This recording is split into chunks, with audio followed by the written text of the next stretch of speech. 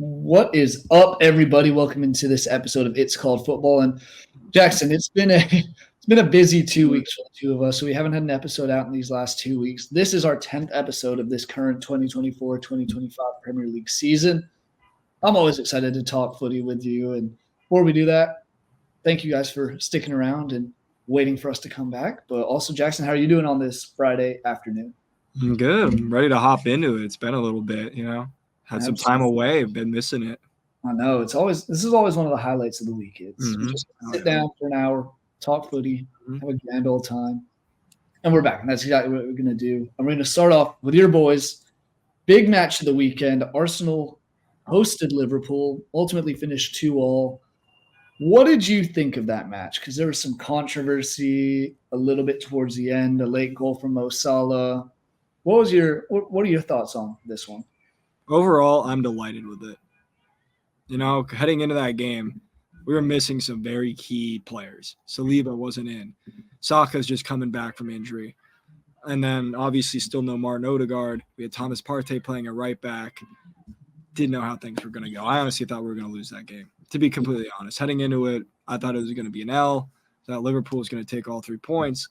And Arsenal looked pretty good. I thought it was a pretty even game, relatively. I think Arsenal, in my opinion, I'm also biased, so feel free to correct me, but I felt like we felt more dangerous throughout most of the game. Okay. Also could be because of the fan support and all that as well. But I felt like if anyone were to win it, it would be Arsenal. And Arsenal did take the lead twice. Liverpool was fighting back. So, again, kind of obvious comment you could make there. But I really did feel like Arsenal played very, very well. The 2 goals, disappointing. The set piece, you got to step in front. You can't let Luis Diaz beat you, Kai Havertz, right in front. You can't let him happen like that because then Van Dijk just heads it in, simple like that. And then the Salah goal. It's Mo Salah. We all kind of knew he was going to score and that he always scores against Arsenal. I mean, what a ball, by the way, to set in Nunez initially. That ball to set Nunez in was actually unbelievable. Horrible defensive marking. And Ben White, I know he used to be a center back, but he showed some rust in that play, being a center back, and ultimately got punished. But overall, I mean, I'm pretty happy with it. Obviously, you want all 3 points, especially when you have the lead twice and you're at home. But you take that. Saka, brilliant goal, and Mikel Merino got his first goal for the club as well. And then, obviously, we got that 3rd goal called back because of the Kiwior foul. Watching it, I thought it was a foul live. I agree. Did go flying into the back of him to win it. So, this is annoying, but, I think that was the right call at the end of the day. But, I mean, yeah, overall, good performance from Arsenal, great performance from Liverpool is kind of how I'd look at it. But if you look at who Arsenal is missing, then you'd have to upgrade it from a good performance to a great performance is kind of how I'm thinking about this because you're missing 2 best players or 2 of the 3 best players. I'll include Saka in the top 3. If you're missing Saliba and you're still missing Odegaard and you're able to go out there and perform like that, that's a good sign, Tied both City and Liverpool 2-2. So carry on from here. But from an Arsenal perspective, I think that was an okay result. Obviously, you won all 3 points, but you did the job.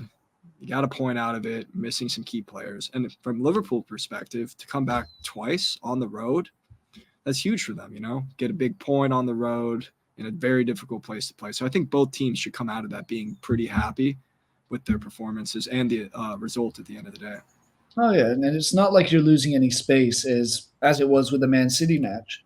You're not losing any leverage or anything. You're not dropping all 3 points. It's a point each. So I think it's a very fair result. I'm glad that you said that you thought it was a foul because I was at work. I was watching it. We had it on. Whole load of Liverpool fans sitting at the bar or Arsenal fans sitting at the bar, and they were livid. Yeah. They were saying that's blatant BS. Referees, the Liverpool guy wants Liverpool, yada, yada, yada. It's like the guy went right through his back. Yeah. And I understand the emotion of it and all that, but it was a foul. It was a foul. I mean, he jumped through him. Yeah. He didn't go straight up. He literally jumped into him. Oh. I'm watching the live. I'm like, oh, that's a foul. That's what I thought as well. Yeah. For a second there, I didn't think they were going to call it a foul, but neither did I. And if they hadn't initially, I do think VAR would have turned Oh, I agree. turn that around anyway. But I mean, there was definitely a foul. Like, you can't even be mad about that. Obviously, the emotions and all that kick in. You're like, oh, how could that be a foul? But when I'm watching it live, I'm, yep, that's a foul. It's a foul. No, absolutely. And I mean, like you said, 2-0, great result for both teams in the end. You're two of the top teams, two of the title contenders for a reason. This is what you have to do. But at the same time, if you want to be the title holder by the end of the season, this is also a game where you need to get 3 points. Because there's a team sitting in first place right now. I know it's only a point over Liverpool, but already 5-point gap opened up over Arsenal in Man City. And that's just my concern is like, I know it was October. It's now November 1st. So we still have so much time left in the season. But these are ones that you really, really want to, especially when you have a lead twice. You score 9 minutes in. Stupid goal to give up, as you said, off the corner. Unfortunate goal towards the end, but it was a great game. I enjoyed watching this one very much from a neutral standpoint. I thought it was very fun. Great football to see, and two teams that are arguably the two best teams in the league for a reason. So we'll see what's up next. I mean, obviously, both teams had comfortable wins in the EFL Cup this weekend or this midweek. A couple big games that we'll touch on later this weekend. So a lot still to change, but overall, good result both ways, and excited. Fun footy to watch. Next match we're going to touch on, a little less riveting in terms of back and forth, but still 3 goals. Chelsea won 2-1 against Newcastle, and the Blues continue to fly high at the moment. It's pretty remarkable. They're sitting in 5th now. Dropped a few points a couple weeks ago, but it's Chelsea. We kind of, from last season and even the beginning of this year, we were so negative on them. We were like, no, this is going to be terrible. All this stuff, getting rid of Pochettino. Seems to be working at the moment. And sure, they did turn around and lose 2-0 to Newcastle in the Cup.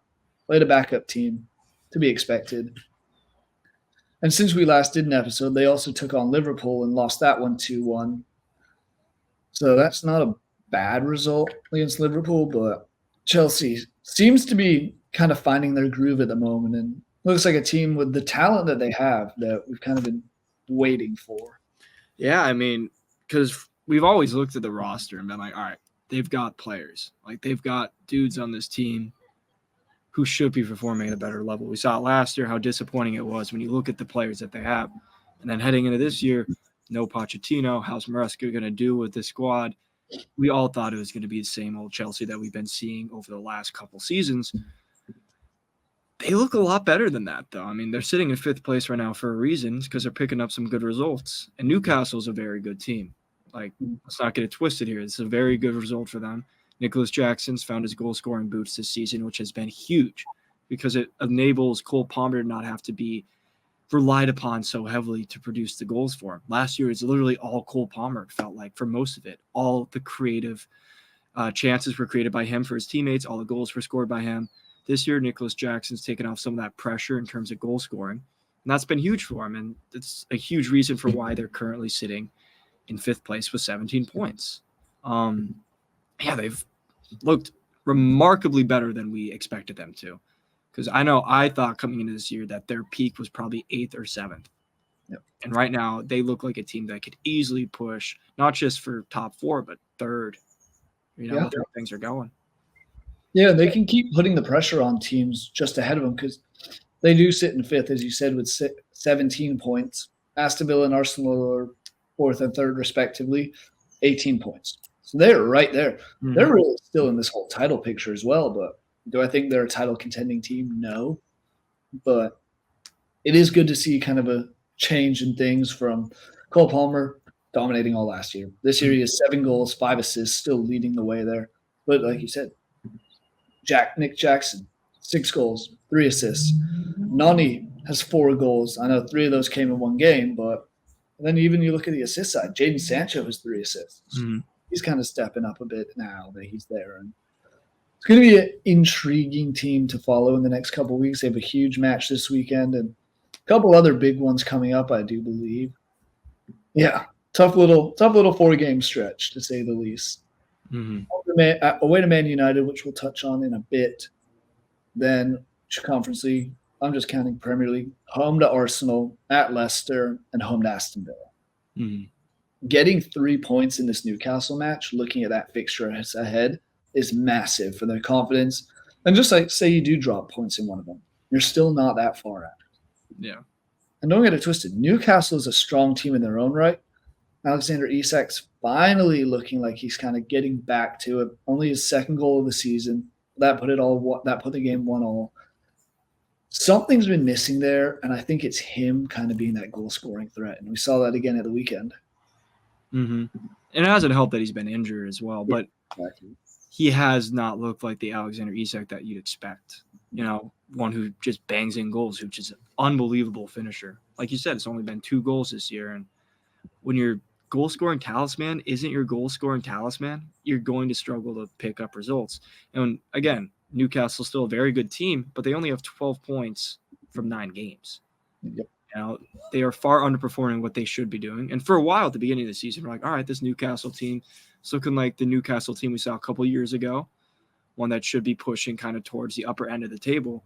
They've kind of fallen off that a little bit recently. And like you said, maybe the secret sauce is Alexander Isak performing well. So it's good to see him finally get back on the score sheet. It's great for me because I have him on my FPL team. So big points there. But, if Newcastle wants to perform well this year, I completely agree. They need Alexander Isak to step up and be that guy. Because if you don't have that guy on your team, you're not going to perform well. You're not going to make Champions League. And you're going to have, what do we call it? Mid-table mediocrity. At its finest. And, they're fighting for a lot right now. They are in 12th place. So it is one of those things, but they have 12 points. That's 2 wins, and you're suddenly level on points. Obviously, results have to go their way, but you're level on points with Arsenal off 2 wins. They are by no means done, no means out of a European spot. I just really need to see something kind of get turning and turn these results from close losses into wins. Because their last 3 have been a 2-1 defeat to Chelsea, 1-0 at home to Brighton, 0-0 with Everton, 1-1 with Man City. They haven't won a Premier League game since the 15th of September, over a month and a half ago when they beat Wolves 2-1. Yeah. And that was after they started the season winning 3 of their first 4.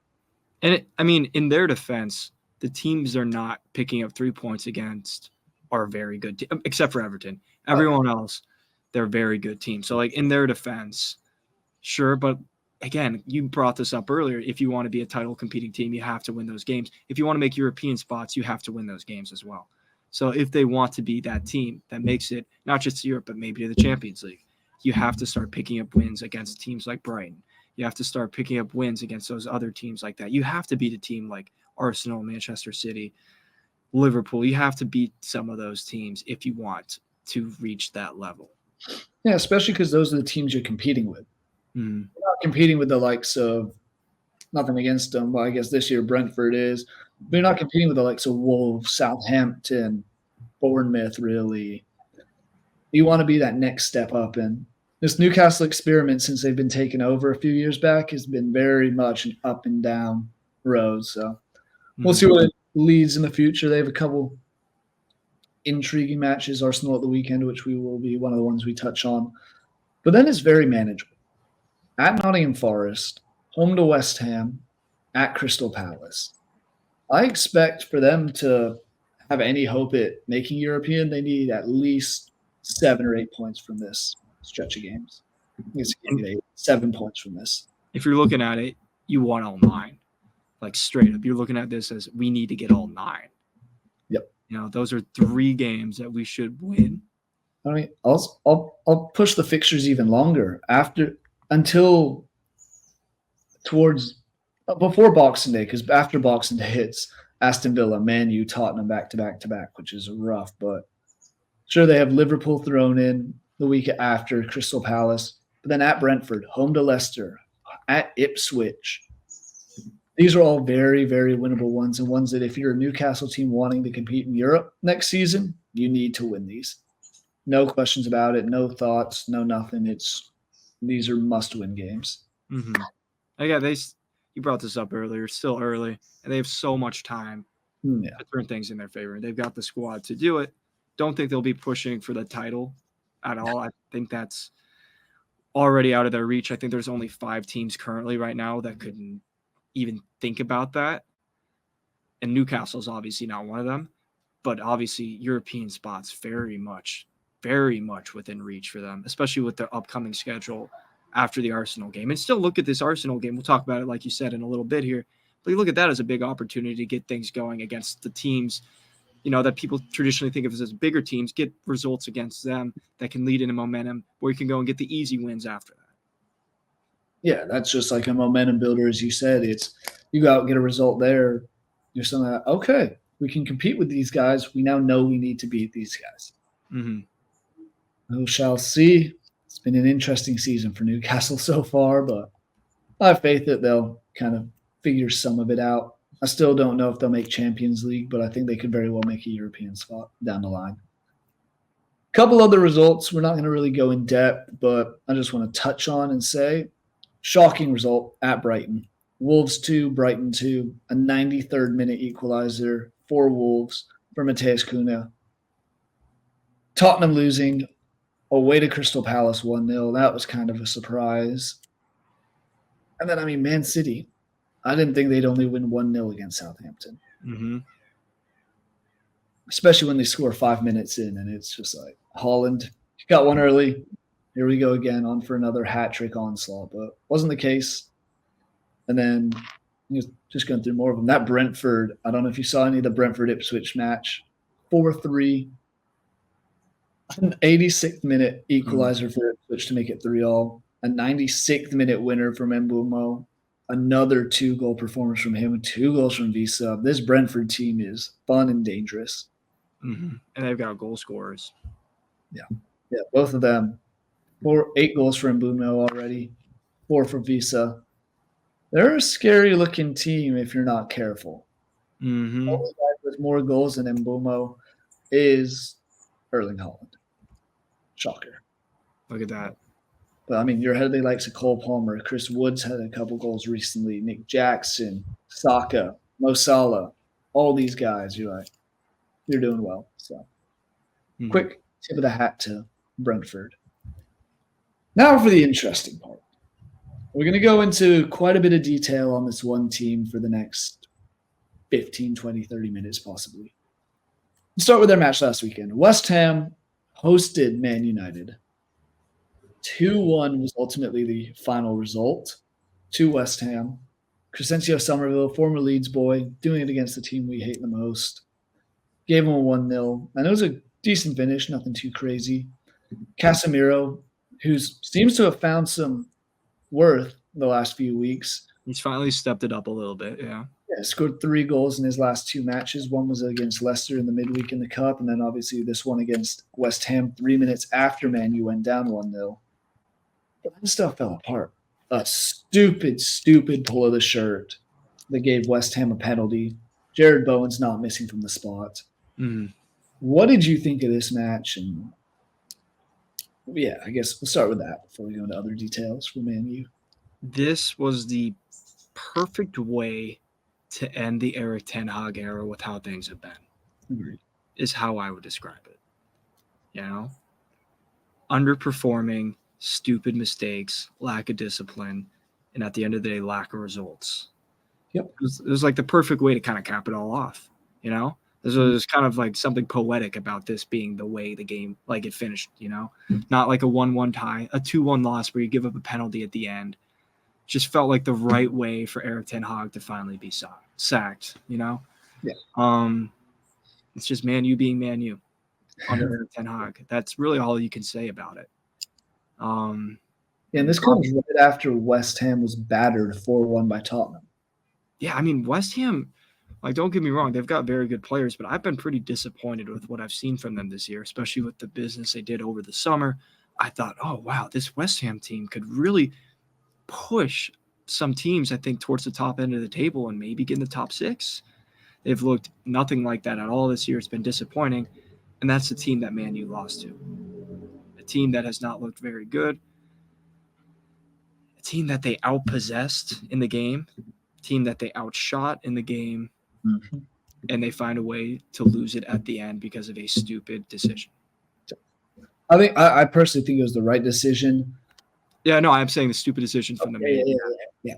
And I mean, off of that, like, it's not the way you want to see a game finish. You don't want to see a dumb penalty like that be given, but I'm glad they came back and said that it was the shirt pull, because at first it looked like it was the tackle, and I was like, yes, that's a penalty in the first half, not in the closing minutes where it's a tie game and that's going to decide it.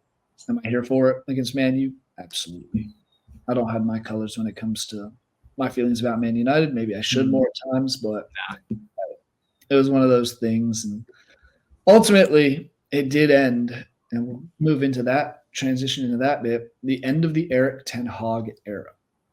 Are you surprised it took him this long to get sacked, or do you think this is the right timing for it?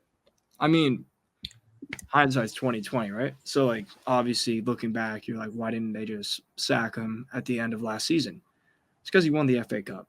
Yep.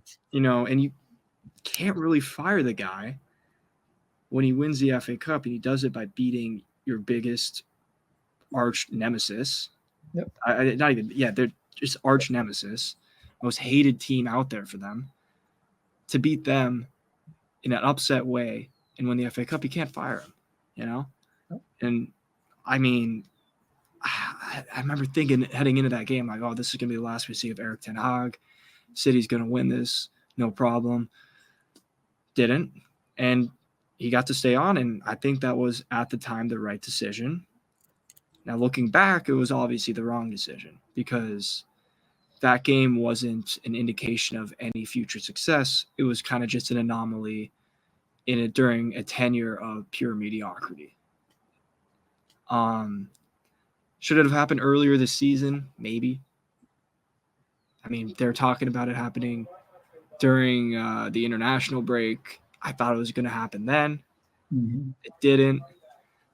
So maybe you could say it happened a few weeks earlier, but at the end of the day, he couldn't have fired him during the summer like a lot of people thought he should have been because of the FA Cup.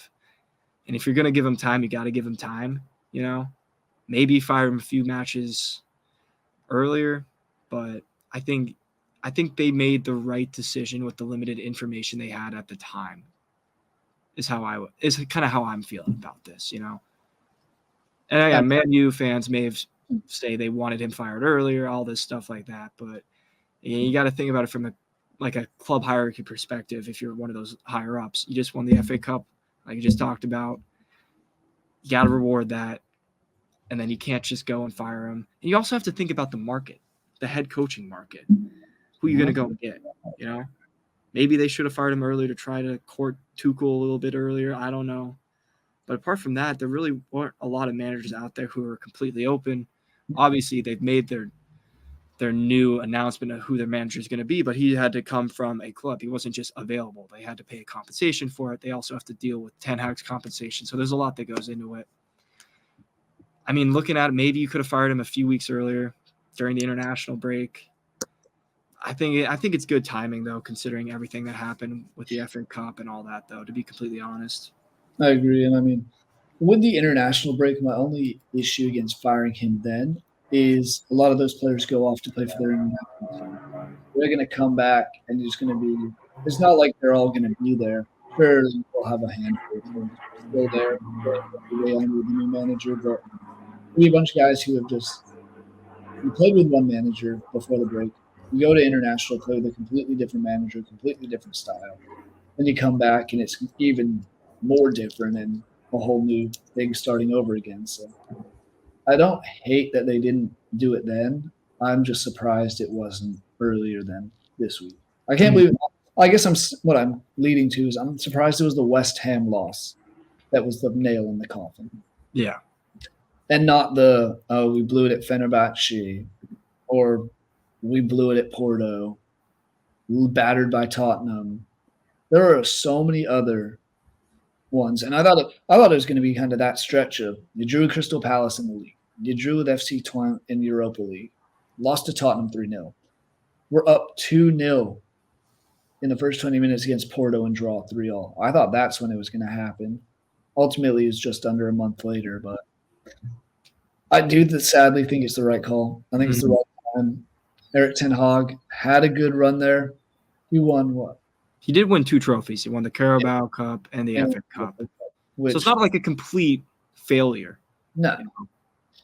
No, they hadn't won a trophy since Jose Mourinho was in charge with the Europa League, Community Shield, and the League Cup. So credit where credit's due.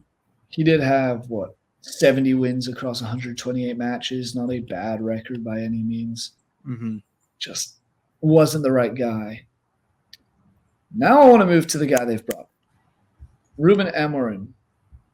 Do you think he's the right guy? I'll just start with that off the bat. I don't know. Because so far, everyone who's tried to replace Sir Alex Ferguson has failed. Yes. To a degree. I will say, I think Jose Mourinho actually did a very good job when he was there. I agree. But they expected him to be Sir Alex. It's very hard to replace, arguably, minus maybe Pep Guardiola, the greatest manager that's ever lived. Yep. You know? Man, you were spoiled for so many years because they had him around. So far, everyone that they brought in to try to fix things, try to get them back to where they were, has failed in their eyes. And I don't know how Amorim's going to perform.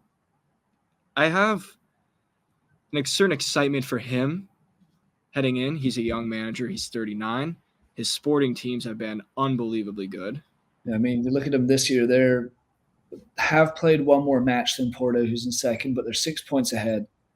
35 goals for, 3 goals against. They've yet to drop points all season.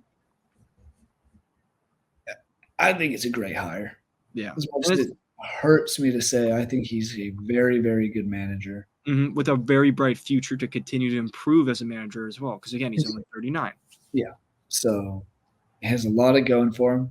And the thing I've heard and seen across social media and other things that I've listened to and read, he's the guy and the guy Man U needs.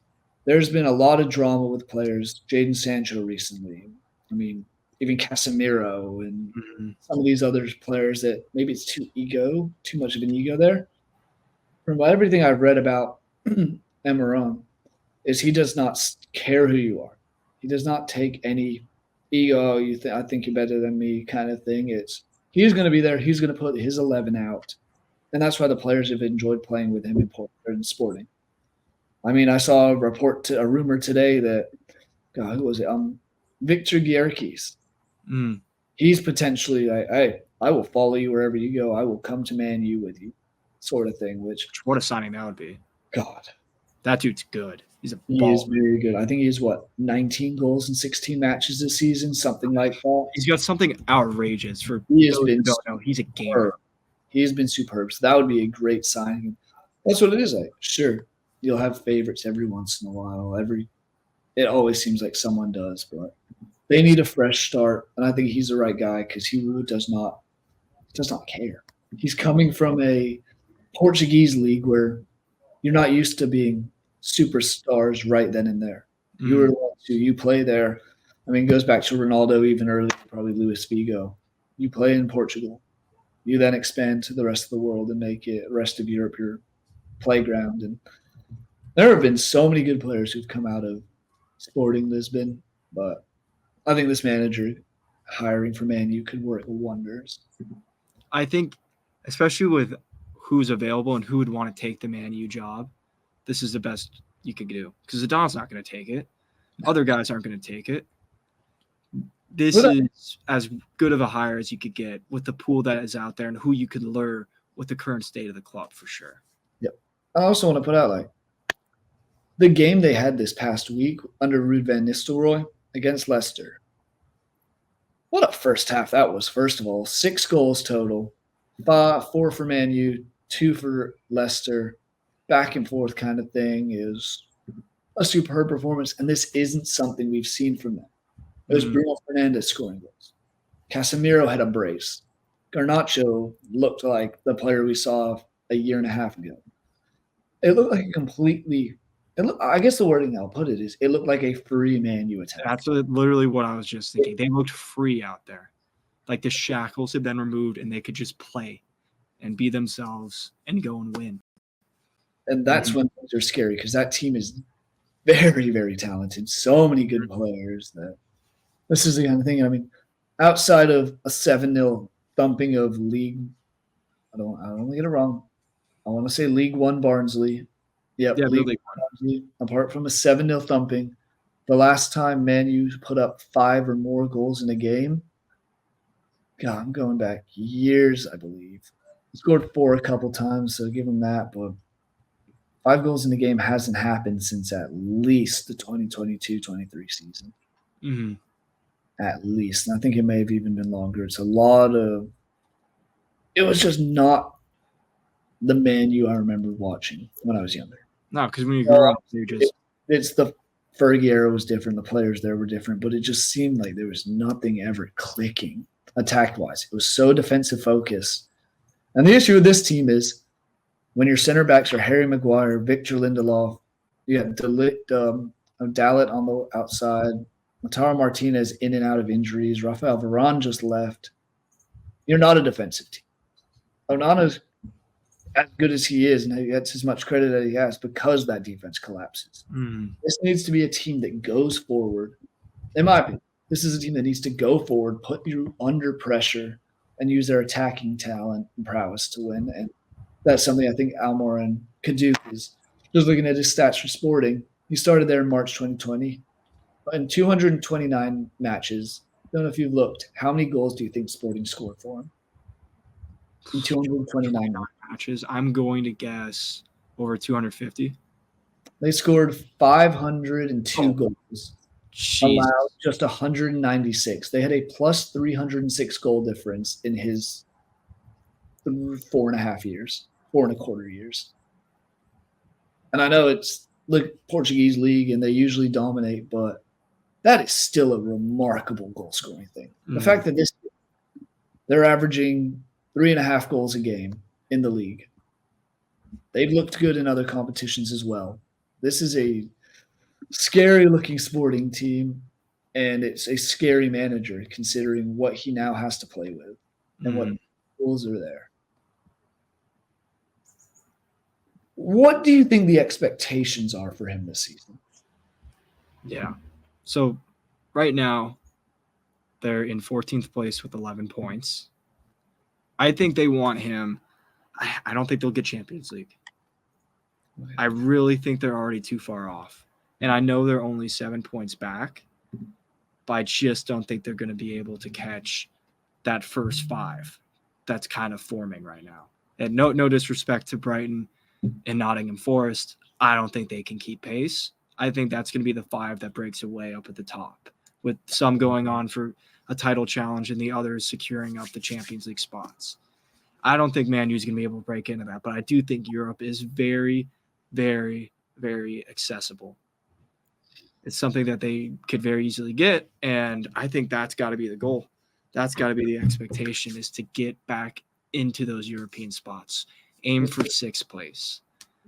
Now, maybe they're saying this year we want to get Champions League. I think that would be foolish and unreasonable to expect that. I was say that's asking a lot for a guy taking over after. But as we've said earlier, there's so much time left in the season. There is. I mean, there really is. We're only a quarter of the way through. Yeah. So we still have so much time left. But I just don't think they're going to be able to do it. I do think you aim for that 6th place. But I think the main thing you want to see is an improved Manchester United side on the field. One that looks like a team that can give you confidence heading into next year and the years after that. One that plays with passion. Because right now, Man U plays with no passion, or they weren't under Erik ten Hag. You could just see they're just walking around, letting stupid things happen, not really looking like they want to be there, to be completely honest. So you want to see that passion reignited. I'll go back to that Porto match. They looked comfortable up 2-0. The players looked like they were like, oh, we've got this in the bag. It's easy work. And then sure enough, they go down 3-2, need a late goal to get back. But that's something. I like what they said. You said there is you need them to look like a team. I'll let you continue. Yeah, you need them to look like the Man U teams of old. You don't need to expect them to go and win all this stuff, but you want them to at least be moving in that direction. Try to aim for top 6. I think that's something they could very easily do because they already have the players. Like, let's be real. They have the players to be a top 6 team easily. So that's already in there. That kind of infrastructure is already there for them to go and do that. And then in terms of Europa League, you want to go as far as you can in that. I mean, that's open season. You just get to the knockout stages and everything's on at that point. And see right now where are they at? They're 21st in Europa League's tables out of 36 teams. So yeah, 21st, 3 points, 3 draws. As of now, they're set to advance into the round of or the round of 16. No, not round of 16. The 16th finals, not the quarterfinals, whatever it is. Round of 24. That I don't know. I don't know the proper wording off the top of my head. I think they call it the playoff round before. Yeah, that's right. Yeah, before the round of 16. Yeah, so hey, round of 32. That's the wording. I think. Yeah, there you go.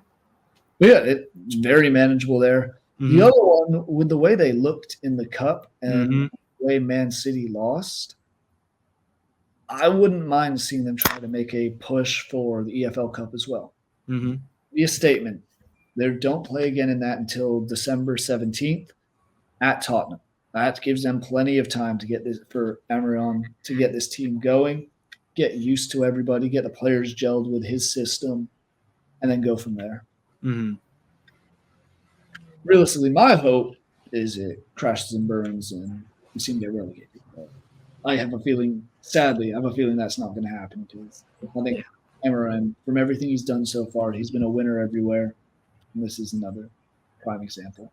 I do think in the short term you're going to see some success because he's going to bring a certain energy about him that transfers over to the players and the whole club as a whole. So I think short term you're going to see the results start picking up pretty rapidly, I'd imagine, and you kind of just see a new energy around the club. That's my prediction for the short term. I think you'll see just kind of a brighter outlook from a Manchester United perspective. You see players performing better, players playing with more energy, fans being more into it. And I think you'll see some of the results follow early on. We'll see if it holds over time. But I do think in the short term, you're going to see a very quick improvement. I could be completely off base. Maybe it takes a while. But I just got a feeling that he's going to bring that energy with him right off the bat. And they're going to be performing much better than they are. And they'll quickly move up the table. I think they'll be in the top 10 again in the next few, before the new year, but I think pretty soon, like way before that, like next few weeks, maybe even depending on how other results go, I wouldn't be surprised. And it looks like from what I read, he won't be actually taking over the club until the 11th of November, I believe is what I read. So that's still a little ways away. That won't be until the next international break. So he'll be kind of working so close with the team, but he won't be managing at games. Their last game before the international break is the 10th against Leicester. So they have they got Chelsea and then PAOK and then Leicester, those games. And honestly, if you can get a result against Chelsea, the other two are very doable, even with Ruben Van Nistelrooy still in charge, to pick up some results and give him some of that positive momentum heading forward, where he just goes and takes things right away into a positive light. And that's where I'm going to use that. I'm going to use that to transition into our match of the week, which is Chelsea and Man U. Not necessarily the best teams-wise facing off this weekend. We've had some rough weekends in the past few weeks, but this is going to be a good, feisty weekend of everything. Starting with that, what are you expecting? As we saw Ruud van Nistelrooy had his one match. We now know Amorim is coming in later this month. Do you expect – what kind of Man U team are you expecting? And what kind of Chelsea team, I guess, as well? So Chelsea's looked very good to start the year. We talked about that earlier in this show. They've been very impressive.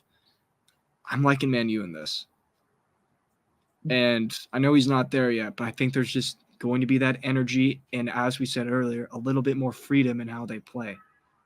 They showed that in the cup tie this week, and I think that's going to carry over into this game as well. They're just going to look freer going forward.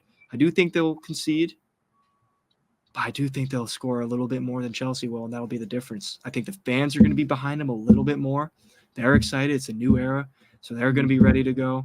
And I think the players are going to be ready to go. I'm going 3-2. I think it's going to be a good, exciting game. I think Chelsea gets a couple goals. Like we said, Man U defensively still not there. They don't have that defense that you need yet. But they've got guys who can attack. And again, I just think with all this excitement going around, it's going to carry over into this game, and they're going to get that win that they really need. Players are going to be willing to play for each other a little bit more, going to be willing to play for the badge a little bit more. I'm thinking Man U wins this one. Could be completely wrong. Who knows? Maybe he needs to actually get there before change actually happens. But I just think the mere fact that they're getting this guy after all this hard time under Ten Hag, where I think realistically they all knew the era was coming to an end and they were all hoping for it. I think they're just going to go out there and be ready to go and show this is who we are now. And I think they'll win 3-2. See, I love the 3-2 scoreline, but I'm leaning the other way.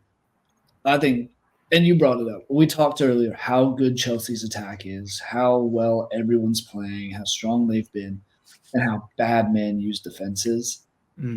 I think there's going to be a stupid mistake.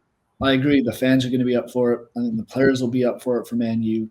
I just have that feeling that Cole Palmer, deep down, is going to have that dog in him and somehow get it done late.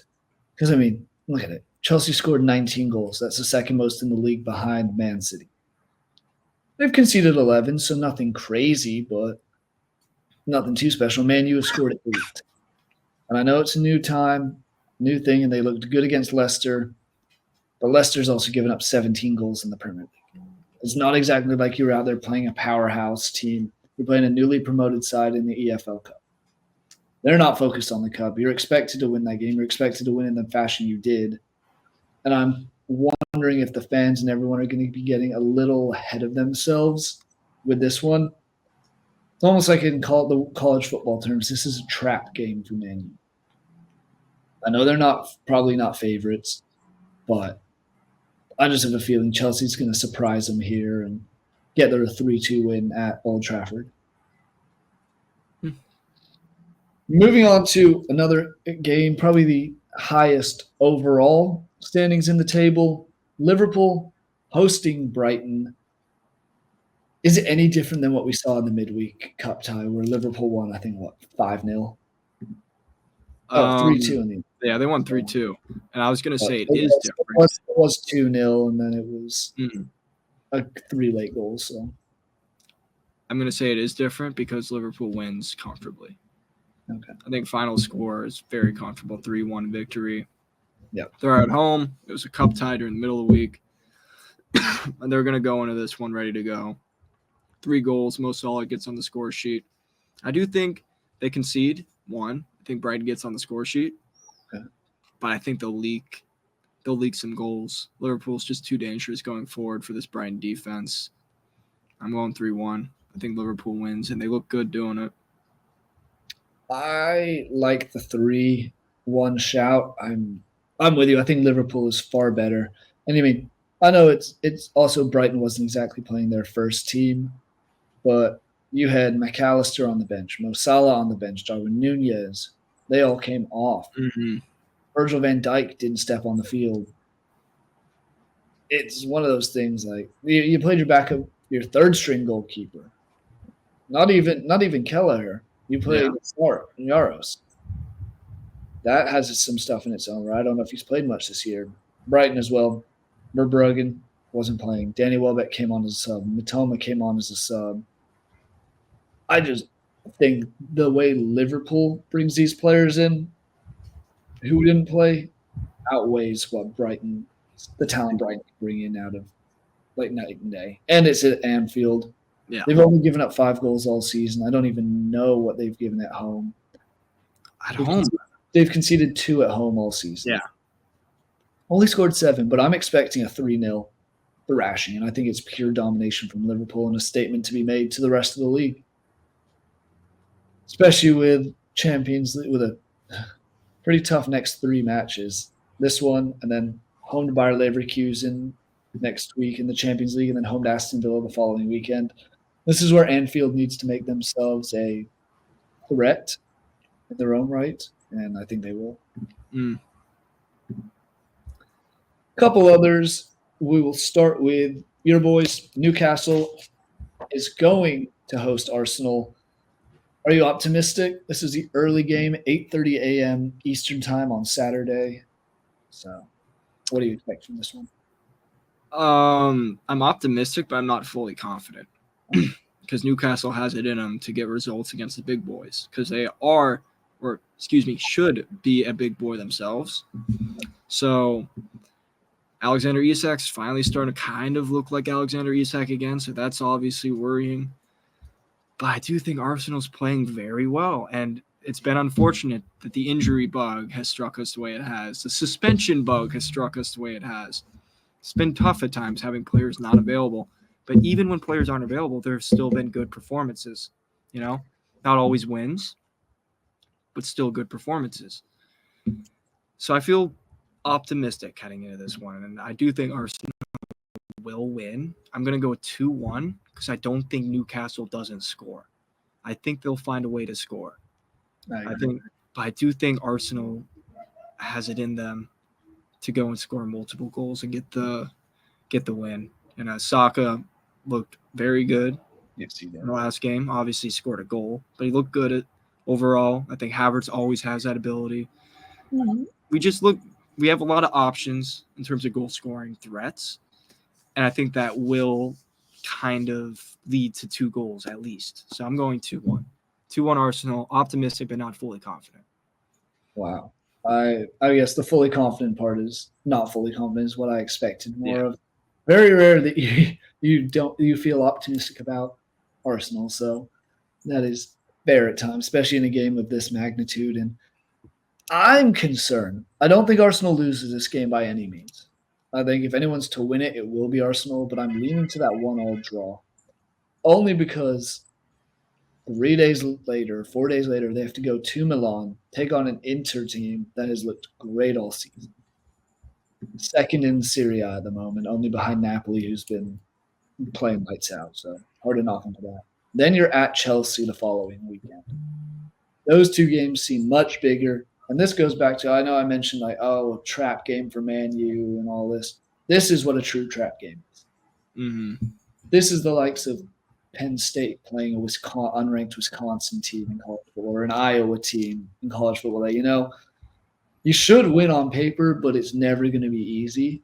And they're going to give you your all, especially at Newcastle, all the way at the top of the country. It's going to be a tough one, and I do think it'll finish 1-1. Mm. And I think it'll be Arsenal who gets the dramatics late. I think you will score late. I think it'll be kind of a spoil to the Newcastle party, and it'll give them momentum. I know it's not the 3 points you'd like to hear, but I think that a late draw will give them momentum heading into the Champions League and Chelsea matches. I will say this. If Arsenal wants to win the league, it's still early. You can't really afford to drop too many more points because within 6 is within touching distance. Start getting a little beyond that. It's a little bit more. It just doesn't really feel as close. So drop points here. City picks up a win. Liverpool picks up a win. Starting to feel the pressure a lot more than if you get all 3 points. Yeah, absolutely agree with that. But, all right, we'll see. Should be a fun one. Good way to start the morning, bright and early for you on the West Coast, especially. Oh my God, 5:30. I will not be up. No love for that. I guess. I mean, hard to bash it. I remember the days when I was in Arizona and it was Leeds in the championship were starting at 4:30, and I was like, I could get up, or I could actually enjoy my sleep and get ready for Premier League and college football. Exactly. There we have it.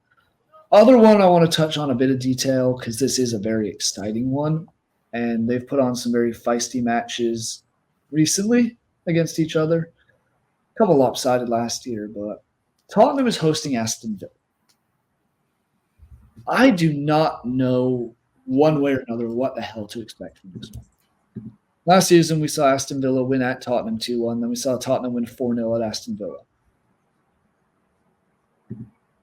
It's one of those ones that I could see Tottenham coming out and absolutely dominating. I could see Son playing a match of his life, match of his recent form.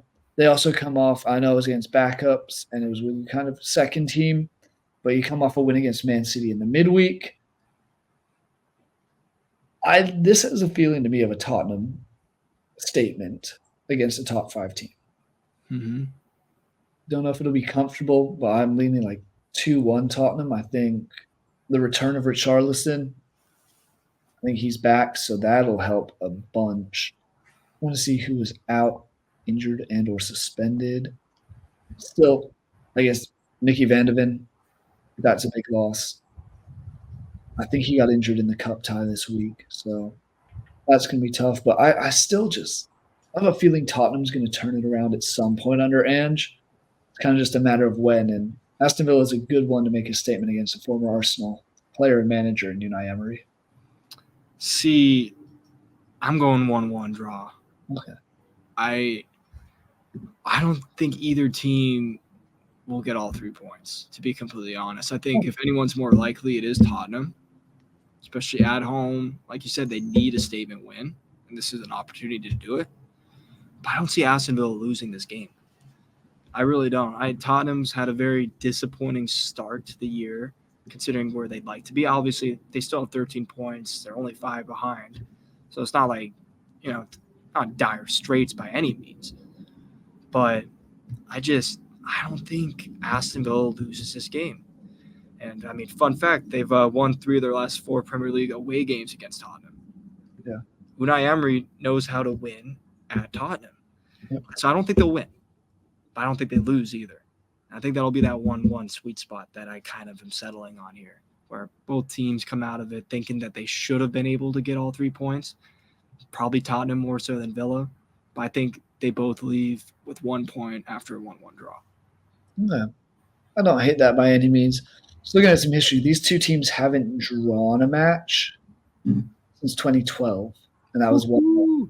So I like where your head's at. I do could very well say they're due. Exactly. I just wanted to throw that little stat out there because I'm looking through their past fixtures, and it's been weird. It seems like that's a long time without drawing against someone. Yeah, that is. Well, Villa also spent a few years in the championship, but they did, but there was a couple seasons where they drew both matches, so who knows? Any other thoughts on this one before we kind of go into our general predictions and the rest of these matches? Let's do the predictions. Always a fun part.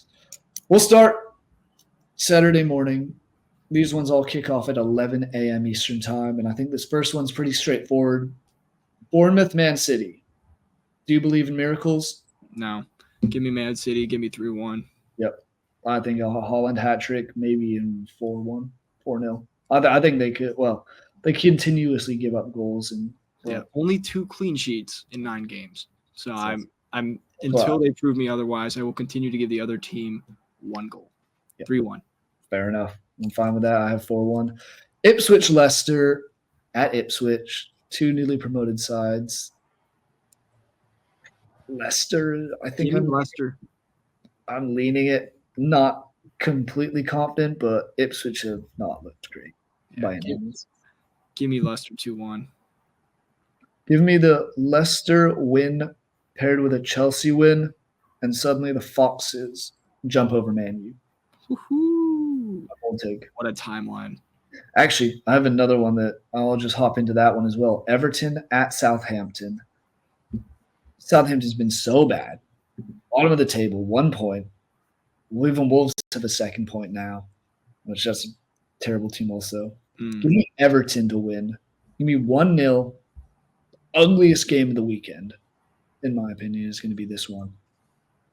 But that'll see 2 teams jump Man U. Man U will fall to 16th in the table. That's my bold prediction for the weekend. See, my bold prediction is Southampton actually wins. Okay. I'm going 2-0. Why? I don't know. I just have that gut feeling. That's why. I can see that very well happening. I'm going to stick with my gut with Everton, but it's – and your brain, but – well – sometimes the brain works. It's been a long work day before this, so Brain's kind of running mush, but this is the only thing getting me through. Nottingham Forest, hosting West Ham. Who do you have in this one? Forest. At home, they look good. I know West Ham just picked up that win against Man U. West Ham just has not looked very good to me. I'm going to continue to back Forest. They've looked really good. Yeah, they've looked good against the teams they need to beat. And this is a team that they need to beat if they want to keep having the year that they're having. Like on paper, preseason, West Ham, obviously. But with how things are going right now, I got to keep giving them props against these lower teams that aren't performing as well. I got to give them their respect, give them what they're due. Give me Nottingham Forest. Give me 1-0. I will say Chris Wood's on fire at the moment. 5 goals.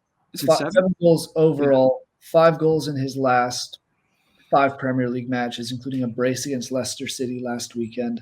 Mm-hmm. God, I'm just waiting for this West Ham team to kind of click, but it hasn't been showing any signs of it. I could see this one. I think this would be a high-scoring one. I don't know which way I'm going to lean right now. Gun to my head, I'm going to say West Ham, but realistically, I could see either team winning this like 3-2, or even like a 4-goal draw sort of thing, 2-2. It's going to be very close.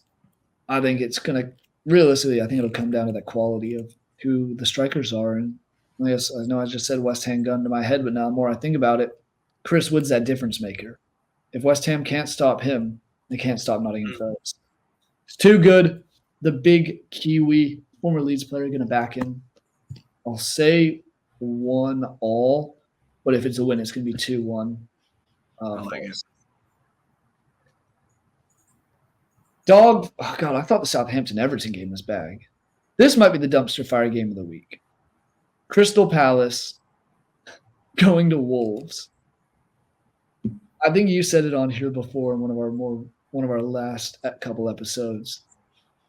Anytime Wolves are playing, you're picking against them. Yeah. I'm doing that as well this week. Give me Crystal Palace. Give me 2-1. Yeah, I'm going 2-1 as well.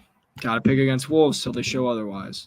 Yep. And I mean, hey, Crystal Palace beat Tottenham last week, beat Aston Villa in the Cup this week. Are picking up results finally because they were looking garbage before that. Yeah, they had lost 3 straight. Before that, they had yet to win a Premier League game this season. They're back. The Eagles are soaring, and they're going to soar past the Wolves. Wolves can't knock it. A wolf can't catch an eagle in the sky. Nope. Can't do it. Nope. Then we covered the other 2 matches on Sunday, so that leaves us Monday's final match of the week, the matinee. Fulham hosting Brentford. I'll let you go first on this one. If there's Brentford, there are goals. They will score goals, and they will leak goals. They have proven that this year. I am going to say, this one is one I'm on the fence about, but I'm going to say 3-2 Fulham. I think they ultimately get it done. And only reason I'm giving them the 3-2 versus Brentford the 3-2 is because they're at home. Yeah. To be completely honest, I think the Craven Cottage is going to come up big for them, and that's how they get all 3 points is because of the fans. I'm going 3-2, but I do think there will be goals. Oh, there will be. I mean, so, like you said, Brentford sitting in 9th in the table. Fulham is 10th. Brentford have scored 18, allowed 18. Fulham have scored 12 and allowed 12. So for everyone you give up, you concede 1. Mm-hmm. And that right there, that paired with the last season's result of a 3-0 win for Brentford and a 0-0 draw in the reverse fixture at Brentford. 2 years ago, it was a pair of 3-2 results. Give me a 3-3 draw. Absolutely riveting match. I think it's going to potentially be the most exciting game this weekend, just from a viewer point of view, where it's just goals and goals and goals. Give me a 3-3 draw. If I'm leaning somewhere, and Bruno has been one of the best strikers in the league. That's my difference.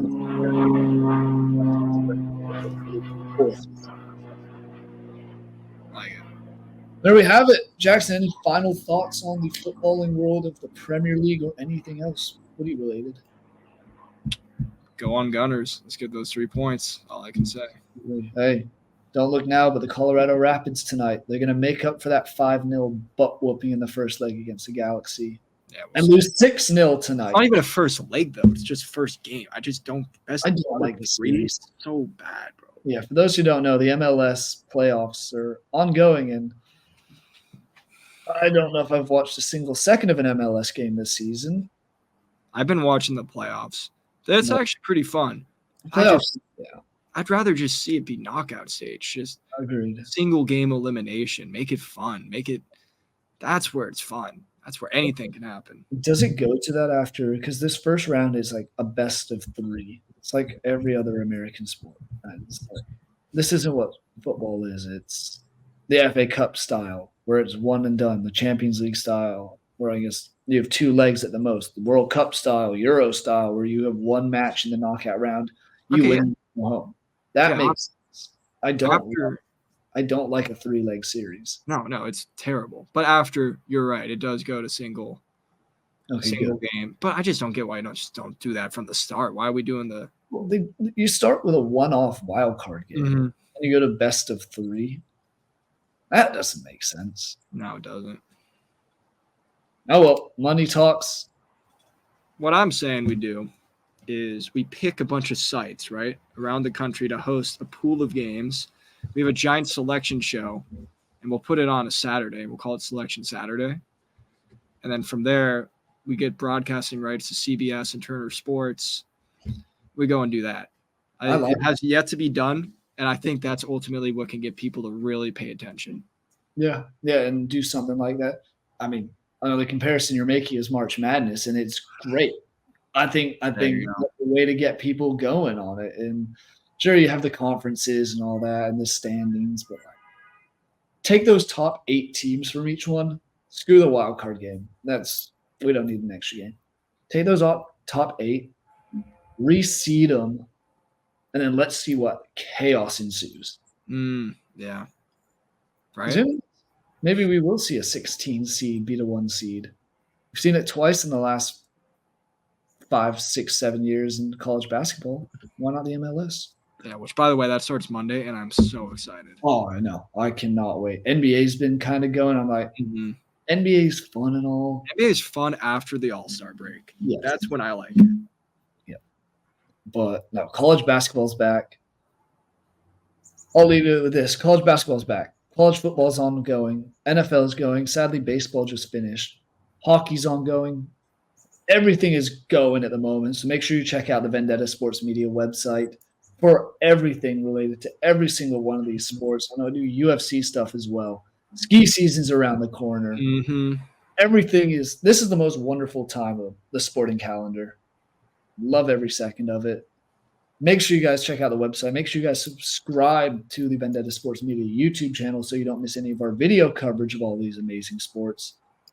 Thank you guys for watching. It's Called Football, episode 10 of the year. We'll see you guys next week.